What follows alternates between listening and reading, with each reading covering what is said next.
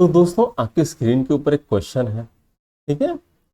To satellite of masses m1 and m2, m1 is greater than m2 are revolving around the earth in circular orbit of radii r1 and r2।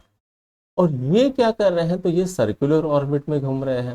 Circular orbit का radii क्या है, तो वो r1 and r2 है। और r1 is greater then r2 ये हमको बोला गया है।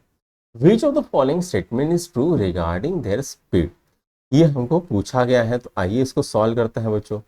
तो सबसे पहले ये जो सैटेलाइट है ये सर्कुलर ऑर्बिट में घूम रहे हैं।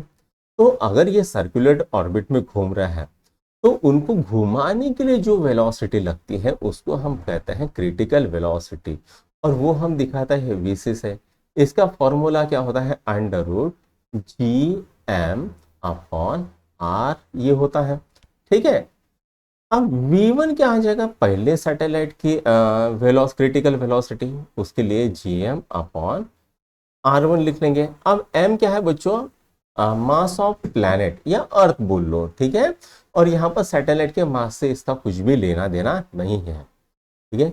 v2 क्या आएगा, under root gm upon r2 ये आ जाएगा, ठीक है। तो v1 by v2 is equal to क्या आएगा, under root G M upon r1 into r2 upon G M, ठीक है।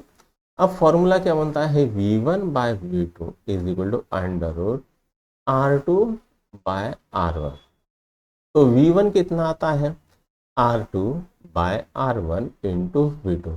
अब बच्चों यहाँ पर v2 r1 जो है उसकी रेडियस ज़्यादा है, R1 के R1 जो है वो ज़्यादा है R2 के कंपैरिजन में, ठीक है। तो हमारा जो V1 की वैल्यू है वो कम आ जाएगी V2 के कंपैरिजन में। आइए कैसे वो देखते हैं। मान लेते हैं मेरे पास है R1 और ये है 64 किलोमीटर, और मेरे पास है R2 वो कितना है 16 किलोमीटर। तो V1 कितना आएगा बच्चों, अंडर रूट 16 डिवाइडेड बाय 64 इंटू V2 बराबर है। तो V1 कितना आ गया बच्चों, तो ये आ गया 1/4 इंटू V2। तो V1 कितना आ गया बच्चों, तो ये आ गया आपका 1/2 V2। तो V1 कितना हो गया 0.5 V2।